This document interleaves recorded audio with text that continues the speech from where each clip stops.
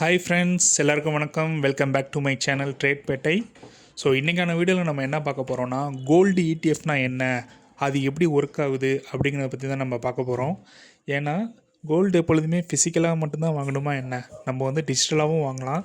So அந்த gold இடிஎஃப்பில் அதோட advantage என்ன, டிஸ்அட்வான்டேஜஸ் என்ன, அப்புறம் அதில் எப்படியெல்லாம் இன்வெஸ்ட் பண்ணலாம் அப்படிங்கிறத பற்றி தான் இந்த வீடியோவில் நம்ம பார்க்க போகிறோம். ஸோ வாங்க வீடியோக்குள்ளே போகலாம். ஓகே, கோல்டு இடிஎஃப் அப்படின்னா என்ன? ஃபர்ஸ்ட் ஆஃப் ஆல் கோல்டு இடிஎஃப்னா கோல்டு எக்ஸ்சேஞ்ச் ட்ரேடட் ஃபண்டுன்னு அர்த்தம். அதாவது இது வந்து ஒரு டிஜிட்டல் ஃபார்ம் ஆஃப் கோல்டு. நீங்கள் வந்து ரியல் கோல்டாக போய் வாங்க மாட்டீங்க, அதாவது ஃபிசிக்கல் கோல்டாக வாங்க மாட்டீங்க. பட் இன்ஸ்டெட் ஆஃப் அதை வந்து ஒரு டிஜிட்டல் ஃபார்மில் நீங்கள் கோல்டை வாங்குறதுக்கு பேர் தான் கோல்டு இடிஎஃப்னு சொல்லுவாங்க. ஆனால் இதோட ப்ரைஸ் பார்த்திங்கன்னா ரியல் கோல்டு எந்த அளவுக்கு விலை ஏறுதோ இறங்குதோ அதேமாரி தான் இதோட ப்ரைஸ் மூவ் மட்டுமே இருக்கும். ஸ்டாக் மார்க்கெட்டில் ஷேர் வாங்குற மாதிரி நீங்கள் வந்து இடிஎஃப்பாக வாங்குறது தான், கோல்டை இடிஎஃப்பாக வாங்குறது தான் கோல்டு இடிஎஃப். ஓகேங்களா? இதில் வந்துட்டு ஆல்மோஸ்ட் ஒரு யூனிட் ஆஃப் கோல்டு ஒரு யூனிட் ஆஃப் இடிஎஃப் அப்படிங்கிற மாதிரி சொல்லுவாங்க. அந்த ஒரு யூனிட்டுங்கிறது வந்து ஆல்மோஸ்ட் 1 கிராம் ஆஃப் கோல்டுக்கு வந்து ஈக்குவலான வேல்யூஸாக இருக்கும். இந்த கோல்டு இடிஎஃப் எப்படி ஒர்க் ஆகுது அப்படின்னு பார்த்துட்டிங்கன்னா, இந்த கோல்டு இடிஎஃப் வந்து ஷேர் மார்க்கெட்டில் இருக்கும். ஓகேங்களா? ஆனால் இது ப்ரைஸ் வந்து எந்த ப்ரைஸை ஃபாலோ பண்ணணும்னா, நம்ம ரியல் டைமில் ஃபிசிக்கல் கோல்டுக்கு இப்போ ஒரு கிராம் ஆஃப் கோல்டு வந்து 12,000 அப்படிங்கும்போது ஒரு யூனிட்டும் அதேமாரி ஒரு 12,000 அப்படின்னு வச்சுக்கோங்க. இப்போ ஒரு கிராமோட விலை ஒரு 12,500 அப்படின்னு ஏறும்போது இதுலேயும் ஒரு யூனிட்டோட விலை 12,500 அப்படிங்கிற மாதிரி போகும். ஸோ இதுவும் கோல்டோட ப்ரைஸை ஃபாலோ பண்ணும். ஆனால் நம்ம ஃபிசிக்கலாக வாங்குறதுக்கு பதிலாக டிஜிட்டலாக வாங்கி வச்சுக்கிறோம். அதுதான் இதோட மெயின் டிஃப்ரென்ஸு. ஓகேவா?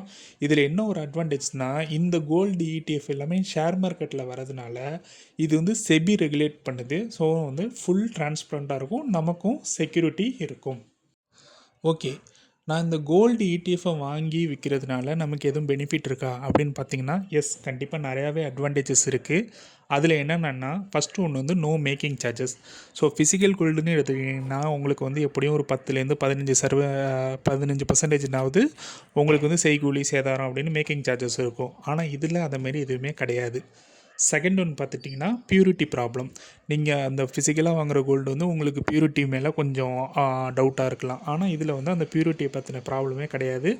ஏன்னா இது ஆல்மோஸ்ட் 24 கேரட் கோல்டோட ப்ரைஸ் தான். நம்ம ஃபிசிக்கலாகவும் வாங்கலை, அதனால் பியூரிட்டிக்கான இஷ்யூஸ் எதுவுமே கிடையாது. மூணாவது பார்த்துட்டிங்கன்னா ஈஸி பை அண்ட் செல்லிங். நம்ம ஸ்டாக் வாங்குகிற மாதிரி ஷேர் மார்க்கெட்டில் இதை ரொம்பவே ஈஸியாகவும் வாங்கலாம், ரொம்பவே ஈஸியாகவும் விற்றுடலாம். நாலாவது பார்த்துட்டிங்கன்னா சேஃப்டி இஷ்யூஸ். அதாவது இதை வந்து நம்ம பத்திரமா வீட்டில் வச்சுக்கணும் அப்படிங்கிற மாதிரி எந்த வித சேஃப்டி இஷ்யூஸும் கிடையாது. அதனால இதை நம்ம ஹோமில் ஸ்டோர் பண்ணி வச்சுக்கணுங்கிற பயமும் நமக்கு கிடையாது. ஓகேங்களா? ஃபிஃப்த் ஒன்று பார்த்துட்டிங்கன்னா டேக்ஸ் ஃப்ரெண்ட்லி. அதாவது இது வந்து ஒரு 3+ இயர் நீங்கள் ஹோல்டு பண்ணிங்கன்னா உங்களுக்கு லாங் டேர்ம் கேபிட்டல் கெயின்ஸில் டேக்ஸ் வித் இன்டென்டேஷன் பெனிஃபிட்டுமே கிடைக்கும். ஸோ இதுதான் இந்த கோல்டு இடிஎஃப் வாங்குறதுனால நமக்கான அட்வான்டேஜஸ். என்னென்னா வெறும் அட்வான்டேஜஸ் மட்டும்தான் அதில் இருக்கா, டிஸ்அட்வான்டேஜ் இந்த கோல்டு இடிஎஃப்பில் இல்லையா அப்படின்னு கேட்டிங்கன்னா, கண்டிப்பாக டிஸ்அட்வான்டேஜஸ், அதாவது கொஞ்சம் ரிஸ்க்குமே இருக்குது. அதெல்லாம் என்னென்ன அப்படின்னா, அது வந்து ரொம்பவே லிமிட்டட் தான். ஃபஸ்ட் ஒன்று பார்த்துட்டிங்கன்னா மார்க்கெட் ப்ரைஸ் வந்து ஃப்ளக்சுவேட் ஆகும். கோல்டை பொறுத்த வரைக்கும் ஏறும் இறங்கும் அதேமாதிரி இருக்கிறதுனால மார்க்கெட் ப்ரைஸ் வந்து நமக்கு வந்து ஃப்ளக்சுவேஷன் கண்டிப்பாக இருக்கும். அடுத்ததாக பார்த்துட்டிங்கன்னா ஆனுவல் எக்ஸ்பென்ஸ் ரேஷியோ ஆல்மோஸ்ட் ஒரு 0.5%லேருந்து 1% வரைக்குமே இருக்கும். அப்புறம் மூணாவது ஒன்று பார்த்துட்டிங்கன்னா டிமேட் ப்ளஸ் ட்ரேடிங் அக்கௌண்ட்டு கண்டிப்பாக இதுக்கு வேணும்.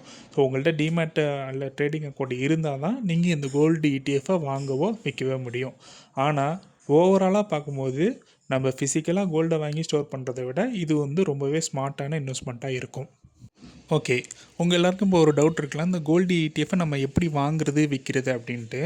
ரொம்பவே சிம்பிள் தான். நீங்கள் ஆல்ரெடி உங்களோட ப்ரோக்கிங் ஆப் ஏதாவது யூஸ் பண்ணிருந்தீங்கன்னா, எக்ஸாம்பிள் சொல்லணும்னா ஜீரோதா, க்ரோ ஆர் ஏஞ்சல் இதை மாதிரி ஏதாவது ஒன்று யூஸ் பண்ணிருந்தீங்கன்னா, சிம்பிளாக அந்த க்ரோ ஆப்போ இல்லை ஜீரோதா ஆப்போ ஓப்பன் பண்ணுங்கள், அந்த ஸ்டாக் ப்ரோக்கர் ஆப்பை. அதில் வந்து கோல்டு இடிஎஃப்னு சர்ச் பண்ணுங்கள்.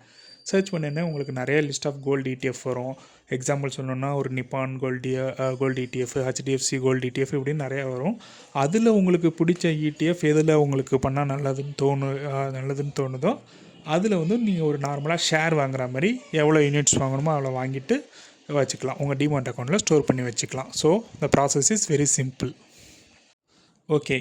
இந்த கோல்டு ETF யாரெல்லாம் இன்வெஸ்ட் பண்ணுறதுக்கு ரொம்ப பெனிஃபிட்டாக இருக்கும் அப்படின்னு பார்த்துட்டிங்கன்னா, எனக்கு வந்து சேஃபாகவும் இருக்கணும், அதேமாரி ஒரு ஸ்டேபிளான ரிட்டர்ன்ஸ் வேணும்னு நினைக்கிறவங்க கண்டிப்பாக இதில் இன்வெஸ்ட் பண்ணலாம்.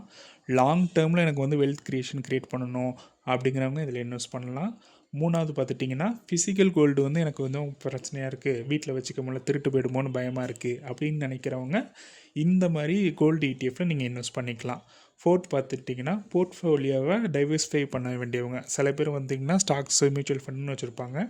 அவங்களுக்கு வந்து அந்த போர்ட்ஃபோலியோவை டைவர்சிஃபை பண்ணுறதுக்கு ஒரு கோல்டு ETF வைக்கணும்னு நினைக்கிறாங்க அப்படின்னா, அவங்களும் இதில் வந்து இன்வெஸ்ட் பண்ணிக்கலாம். ஸோ இந்த மாதிரி 4 டைப் ஆஃப் இன்வெஸ்ட்மெண்ட் ஐடியாஸோடு இருக்கிறவங்க இந்த கோல்டு ETFல தாராளமாக இன்வெஸ்ட் பண்ணலாம்.